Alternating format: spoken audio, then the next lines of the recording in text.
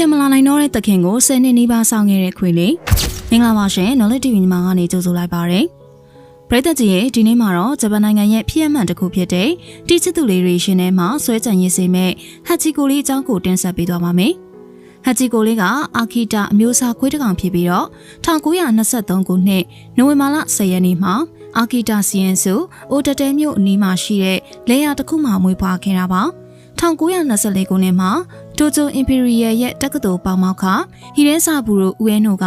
သူ့ကိုရှီဘူရာတိုကျိုမှာရှိတဲ့သူ့အိမ်မှာအိမ်မွေးခွေးဖြစ်မွေးဖို့ခေါ်လာခဲ့ပါတယ်။ဟတ်ချီကိုကသူ့သခင်နဲ့အလွန်ရှင်းနေတဲ့ဆက်ဆံရေးရှိပြီးတော့နေတိုင်းဦးအဲနိုကိုရှီဘူရာဘူတာကနေအလုတ်သွားတာကိုလိုက်ပို့ပြီးညနေပိုင်းမှာလည်းဘူတာမှာအချိန်မှန်ပြန်ကြိုတတ်ပါတယ်။ဒီလိုနဲ့နည်းနည်းကြည့်ပြီးသူတို့ရဲ့နေ့စဉ်လှုပ်ရွလှုပ်ဆင်ဖြစ်လာခဲ့ပါတယ်။ဒါပေမဲ့1925ခုနှစ်မေလ21ရက်နေ့မှာ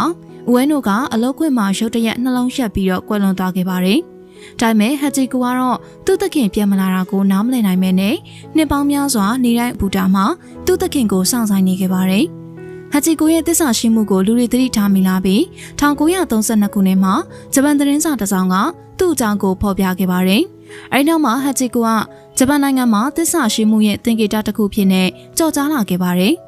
1932ခုနှစ်အောက်တိုဘာလ4ရက်နေ့ရဲ့အစာဟိသတင်းစာမှာဟတ်ချီကိုလေးအကြောင်းဆောင်းပါးပထမဆုံးပေါ်လာပြီးနောက်လူတွေကဟတ်ချီကိုသူစောင့်နေတဲ့အခါမှာစားဖို့တရေစားနဲ့အစားအစာများယူဆောင်လာကြပါတယ်။ဟတ်ချီကိုဂျပန်ဘာသာနဲ့ကျူးခန်ဟတ်ချီကိုသစ္စာရှိသောခွေဟတ်ချီကိုလို့လူသိများကြပြီးတော့ကိုဆိုတဲ့နောက်ဆက်စကားလုံးကတရုတ်ရှိဟောင်းမင်းဆက်တွေအသုံးပြုခဲ့တဲ့စာလုံးတစ်လုံးကနေပြီးတော့ဆင်းသက်လာခဲ့တာပါ။တကယ်တော့ဟတ်ချီကိုလေးရဲ့နာမည်ရှင်ကဟတ်ချီပဲဖြစ်ပြီးနောက်ပိုင်းမှာတော့သူ့ကိုချစ်ခင်တဲ့သူတွေကနာမည်နောက်မှာကိုထည့်ပေးလိုက်လို့ဟတ်ချီကိုဆိုပြီးဖြစ်လာတာပါဒီလိုအချစ်တွေအများကြီးလက်ခံရရှိနေတဲ့ချိန်ထိဟတ်ချီကိုလေးကသူ့သခင်အိမ်ပြန်လာကိုစောင့်နေစေပါ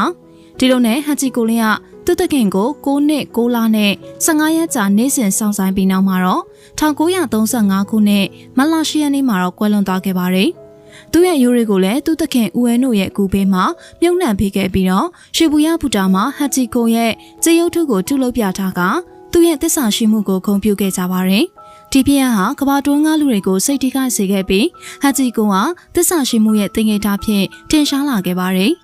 သူရဲ့သခင်ကိုသစ္စာရှိစွာတရိယာခြင်းကဂျပန်လူမျိုးတို့ရဲ့မိသားစုသစ္စာစောင့်သိမှုဆိုတဲ့စိတ်ဓာတ်ကိုထိရောက်စွာဖော်ပြခဲ့ပြီးတော့လူတိုင်းကဒီလိုသစ္စာစောင့်သိမှုကိုရယူဖို့စူးစမ်းသင့်တယ်လို့လှုံ့ဆော်ခဲ့ကြပါတယ်။ဆရာနဲ့မိဘတွေကလည်းဟတ်ချီကိုရဲ့စောင့်ဆိုင်မှုကိုကလေးများအတူယူရန်နမူနာတစ်ခုဖြစ်အသုံးပြုခဲ့ကြပါတယ်။ဟတ်ချီကိုရဲ့ဖြစ်ရပ်ကိုအခြေခံပြီး2009ခုနှစ်မှာဟတ်ချီအတော့ထေးဆိုတဲ့ရုပ်ရှင်ကားကိုရိုက်ကူးခဲ့ကြပြီးတော့ဒီရုပ်ရှင်ကားကဟတ်ချီကိုရဲ့သစ္စာရှိမှုနဲ့သူ့သခင်ပေါ်ချစ်ချင်းမြတ်တာတွေဖော်ကျူးထားတဲ့စိတ်ထိခိုက်စရာဇာတ်လမ်းတစ်ပုဒ်ဖြစ်ပါတယ်။ပရိသတ်ကြီးတို့ရောအိမ်မွေးတိရစ္ဆာန်လေးတွေနဲ့ခွဲခွာတဲ့အခါ